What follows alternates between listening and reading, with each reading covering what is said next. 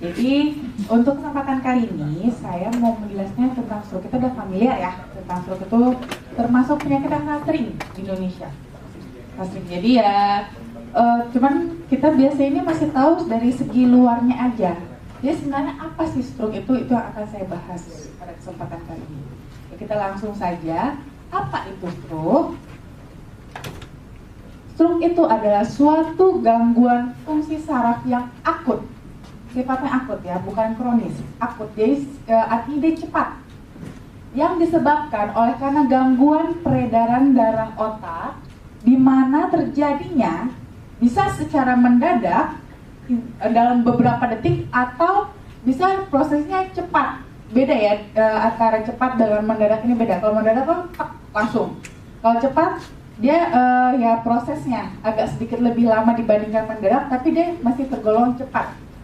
Itu bisa dalam beberapa jam. Itu timbul gejala dan tanda yang sesuai dengan di daerah mana terjadi gangguannya di dalam otak.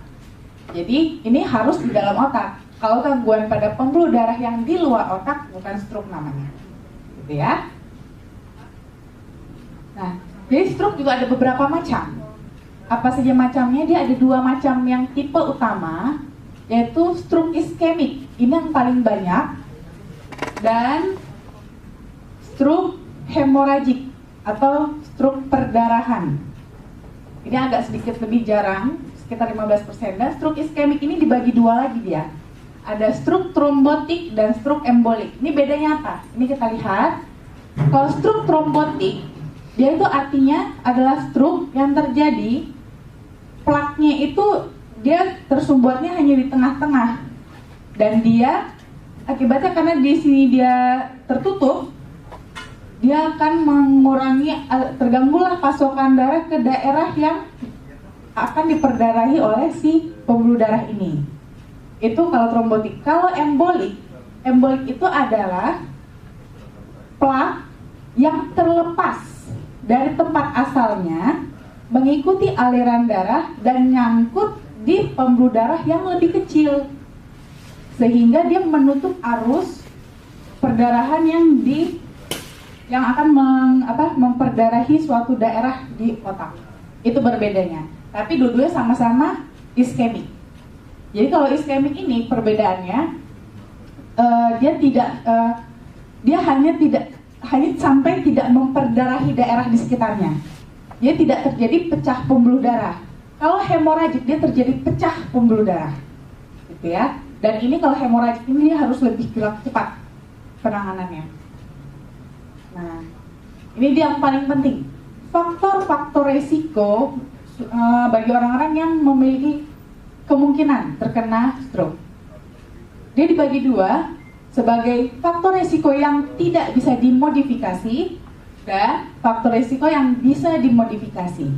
Kita masuk yang pertama, faktor resiko yang bisa dimodifikasi itu apa aja? Tidak bisa dimodifikasi. Usia, jenis kelamin. Kalau usia ini biasanya orang-orang yang sudah usianya di atas 55-60 tahun, dia resikonya semakin besar untuk terkena stroke. Cuman seiring dengan berjalannya waktu sekarang ya, ini bahkan lebih muda pun bisa. Cuman semakin dia tua akan semakin besar kemungkinan dia untuk terkena stroke. Jenis kelamin, laki-laki lebih besar dibandingkan pada perempuan. Suku juga mempengaruhi. Kenapa suku mempengaruhi? Karena suku ini mempengaruhi dengan makanan, gaya hidup, itu juga mempengaruhi. Dan riwayat keluarga. Nah sekarang kadang-kadang orang bertanya, kok bisa sih? Padahal kan stroke itu sebenarnya bukan penyakit keturunan, bukan. Tapi kenapa dia justru memperhatikan riwayat keluarga? Karena terkadang yang diturunkan antara orang tuanya ke anaknya adalah gaya hidupnya. Orang tua yang umpamanya cenderung dia suka makan makanan yang berkolesterol tinggi, anaknya pun akan cenderung suka makan yang seperti itu. Jadi lebih ke lifestyle yang diturunkan. Makanya biasanya kalau orang tuanya udah kena, ada kemungkinan kalau anaknya dia juga mengikuti lifestyle yang sama, dia akan juga memiliki faktor resiko yang sama besarnya untuk mengalami stroke juga. Nah ini faktor risiko yang bisa kita modifikasi, artinya bisa kita hindari. hipertensi. Ini kita bisa mengkontrolnya dengan menjaga pola makan, menjaga aktivitas, pola tidur, dan kalau bila perlu mengkonsumsi obat-obatan. Diabetes juga sama. Dislipidemia ini adalah gangguan lemak darah. Itu yang seperti yang kita bilang itu kolesterol gitu ya. Masa-masa pada kolesterol. Ini yang utama. Sisanya yang lain bisa penyakit pada jantungnya, atrial fibrilasi, atau kondisi-kondisi jantung yang lain, perokok. Terus ada ini seperti ini ada penyempitan arteri karotid. Arteri karotid itu adalah arteri yang dari jantung memperdarah ke otak. Dan dia mengalami penyempitan, itu juga mengakibatkan pasokan darah ke otak juga berkurang. Sickle cell disease ini masalah-masalah pada sel darah. Terus juga setelah menopause. Juga ini masalah makanan dan nutrisinya yang tidak bisa dijaga. Aktivitas fisiknya yang sangat kurang, obesitas. Nah, tanda-tanda mau sedikit. Oke. Iya.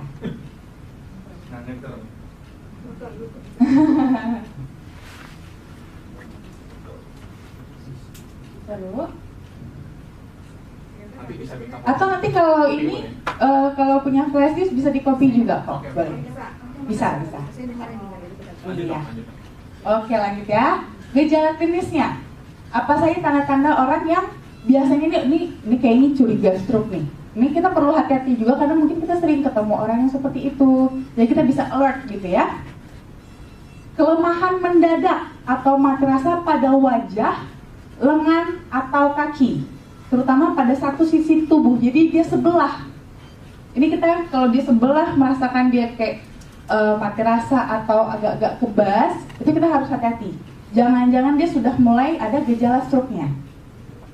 Lalu ada tiba-tiba agak-agak kayak kebingung, kayak bukan kayak gimana ya? Tiba-tiba hilang ini gimana ya? Tiba-tiba gitu hilang, nggak sadar dia, bukan hilang sadar pingsan ya, tapi kayak blank, tiba-tiba blank. Ini kita di mana gitu seperti itu. Terus juga ada gangguan bicara. Jadi kalau bicaranya celat, tiba-tiba bicaranya celat. Terus dia juga kita ngomong dia agak nggak paham jadinya. Tuh, bisa juga. Terus tiba-tiba dia melihatnya itu ada gangguan. Bisa di sebelah mata, bisa salah satu, bisa dua-duanya. Nah, ini juga ya termasuk juga kesulitan berjalan, pusing atau vertigo, kehilangan keseimbangan atau koordinasi. Gitu. Itu salah satu ini yang perlu kita hati-hati. Dan ini juga tiba-tiba sakit kepala parah, ini kita harus hati-hati. Ini kemungkinan besarnya stroke hemoragik. Iya, ini lebih berbahaya lagi. Ini yang harus kita tindak dengan sangat secepat-cepatnya. Nah, jadi gimana sebenarnya perjalanan penyakitnya? Jadi sebelumnya saya mungkin juga dulu ya, yang dari dokter Aduhan juga ada cerita tentang terjadinya plak aterosklerosis ya, gitu. Nah, plak ini terjadi juga di paling sering, umpamanya kita kasih contoh tadi arteri karotid yang tadi saya bilang. Ini arteri karotid, ini jantung, ini aorta namanya ya. Aorta itu pembuluh darah besar yang langsung dari jantung. Dia punya cabang untuk yang ke otak. Ini ada karotid kanan, karotid kiri, kanan kiri. Salah satunya, umpamanya dia mengalami plak aterosklerosis tadi. Plak awalnya sedikit, lama-lama menebal akibat apa tadi? Makanan, kolesterol tinggi. Terus juga tambah lagi usia. Karena apa usia? Karena tadi tuh pembuluh darahnya sudah mulai, ibaratnya istilahnya seperti berkarat ya, terjadi oksidasi, mulai lagi situ penumpukan kolesterol, kalsium yang seharusnya malah ke tulang malah nyangkut dia di pembuluh darah. Itulah membentuk plak. Lama-lama ini tersumbat. Yang terjadi aliran darah bisa lewat nggak? Masih bisa sebagian dari sini. Tapi Kenapa? Suka sakit di pundak-pundak ini baik. Nggak juga, dia tidak signifikan karena ini dia langsung ke otak. Dia ke otak, dia nggak lari ke sini. Kalau yang ke sini lari lagi pembuluh darahnya. Yang suka pegel kan kayak di sini gitu. Iya, tapi itu biasanya bukan arteri karotid. Kalau arteri karotid dia memang untuk ke kepala aja, khusus ke kepala. Nah, memang masih bisa disuplai sama yang sebelah kanan. Tapi yang sebelah kiri ini kan dia tetap punya daerah sendiri yang harus dia perdarahi. Akibat tadi terjadi sumbatan di sini, terganggu kan yang di sini? Nah, inilah mungkin untuk di awal kerusakan itu sedikit. Lama-lama makin besar, semakin luas. Itulah nanti yang mulai terasa efeknya sama kita. Yang kayak tadi tuh, udah mulai tiba-tiba kebas, lemah, tergantung di sebelah mana dia yang tadi diperdarahi kena bermasalahnya. Nah, kenapa suka silang? Padahal perdarahannya sebelah kanan, tapi yang lemah sebelah kiri, atau kebalikannya. Karena tadi saraf-saraf itu di tubuh kita, di bagian leher sebelah sini, dekat batang otak, di situ terjadi persilangan saraf. Yang kanan ke kiri, yang kiri ke kanan. Makanya kalau di otak, dia perdarahannya atau terjadi iskemiknya itu, struknya itu di sebelah kiri, dampaknya ke kanan. Yang di sebelah kanan, dampaknya ke kiri. Seperti itu. Nah, jadi ini yang harus kita perhatikan.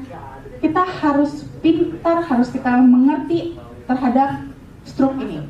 Kenapa? Ini yang.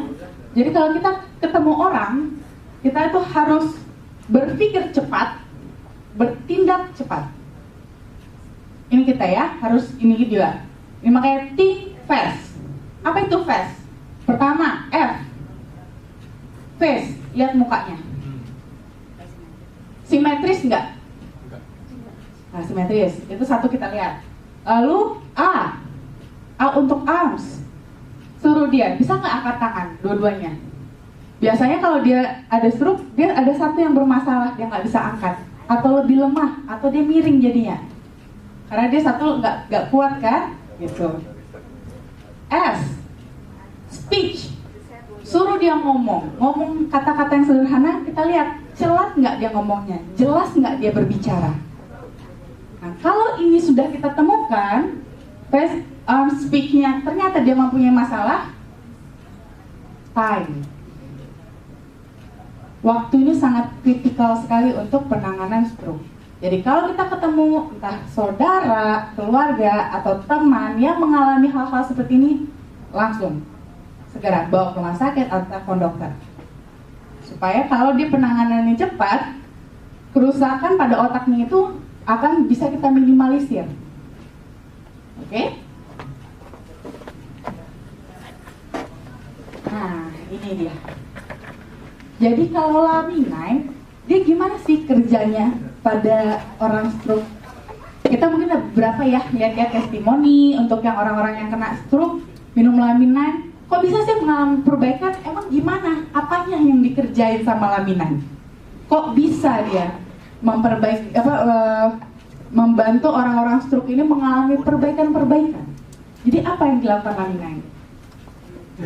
Jadi laminan itu dia memperbaiki kerusakan yang diakibatkan oleh si stroke tadi.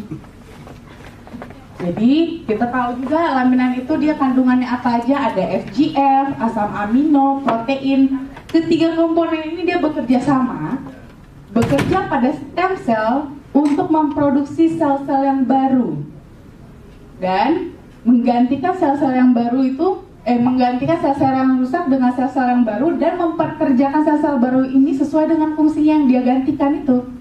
Jadi dia menggantikan sel saraf, dia menggantikan sel saraf yang rusak digantikan dengan sel saraf yang baru dan dikerjakan juga dia sebagai sel saraf baru yang bagus. Jadi bukan yang setengah-setengah gitu ya. Nah, jadi kerja laminan membantu memperbaiki sel-sel saraf. Kenapa? Tadi di otak yang bermasalah adalah sarafnya. Saraf ini, mungkin Bapak Ibu dulu ini itu kontroversial sel saraf. Kalau penelitian yang dulu, seluruh sel di tubuh kita kecuali sel saraf itu bisa bereplikasi. Jadi hanya sel saraf yang nggak bisa, terutama sel saraf di otak. Itu penelitian waktu sampai tahun 1950-an. Itu penelitiannya. Tapi diteliti lagi. Ternyata pada tahun 1990 akhirnya keluarlah penelitian terbaru bahwa ternyata sel saraf pun bisa bereplikasi. Stem cell bisa membentuk sel saraf yang baru. Gitu. Jadi kita nggak perlu khawatir, ternyata memang bisa kok sel saraf diperbaiki. Dan laminin yang seperti kita tahu, dia bekerja pada stem cell-nya untuk tadi merangsang si stem cell ini bereplikasi menggunakan bahan baku asam amino dan protein yang di dalam laminin juga untuk membentuk sel-sel saraf yang baru. Nah, laminin juga memperbaiki sel-sel pembuluh darah di otak yang pecah pada tadi yang pasien-pasien yang hemoragik, yang perdarahan. Jadi sel-sel pembuluh darah itu diperbaiki terus supaya fungsinya kembali sempurna. Lalu juga laminin membantu mencegah terjadinya plak aterosklerosis dan membantu menghambat progresivitas plak aterosklerosis yang sudah ada. Jadi, kalau kita sudah punya plak aterosklerosis, umpamanya orang-orang yang sudah giring, riwayat stroke, walaupun sudah sembuh, sudah giring, sudah pasang cincin gitu ya, atau balon, kita nggak boleh anggap remeh. Justru dia kemungkinan besar akan terkena lagi. Karena ini plak aterosklerosis ini sifatnya berulang. Di satu tempat dia ada, maka dia akan ada lagi di tempat yang lain. Kemungkinan besar dia akan ada di tempat lain. Dan ini hanya tinggal menunggu waktu kapan di tempat yang lain ini akan bertambah tebal sampai menimbulkan masalah. Nah, inilah kerja laminin. Laminin membantu untuk mencegah terjadinya plak aterosklerosis yang baru, yang awalnya mulus, dijaga supaya jangan sampai terjadi. Dan yang memang sudah ada, itu dijaga supaya jangan bertambah lagi, bertambah menumpuk lagi supaya jangan jadi masalah. Kalau dia masih kecil, dia nggak masalah, nggak terlalu bermasalah. Tapi kalau sudah lebih dari sekitar 50% itu sudah mengganggu, sudah sangat mengganggu. Tapi kalau seandainya masih 10% numpuknya atau 20%, ya masih, tubuh kita masih bisa beradaptasi dengan kondisi seperti itu. Nah, untuk konsumsinya seperti biasa, pada dewasa minumnya 2x2 selama 2 minggu pertama untuk kita melihat apakah dengan porsi 2x2 ini memang sudah mencukupi kebutuhan nutrisi kita. Kalau kurang bisa ditambah, kalau nanti ternyata sudah cukup tinggal diteruskan. Setelah mencapai dengan kondisi yang kita harapkan, tinggal di maintenance aja 2x1. So ini yang udah kena stroke? Ya? Ini sudah kena stroke? Baik yang sudah kena stroke maupun yang mempunyai resiko. Terutama, ini kan karena kita berhubung ngomongin tentang stroke ya, mempunyai resiko terhadap stroke. Gitu. Dan kalau bisa ya, kadang-kadang kita nggak tahu. Kalau dari ininya sih, tekanan darah sih bagus. Gula darah bagus. Kolesterol bagus. Asam urat bagus. Kayaknya sih nggak ada masalah sih dok. Sejauh ini sih belum ada masalah, belum tentu juga. Seperti kenapa? Tadi faktor resiko ada yang tidak bisa kita modifikasi. Seperti tadi usia, jenis kelamin, suku, dan riwayat keluarga. Kita tetap harus hati-hati. Itu intinya semua orang pasti punya resiko stroke. Gitu. Jadi kita harus prevent, ya, mencegah.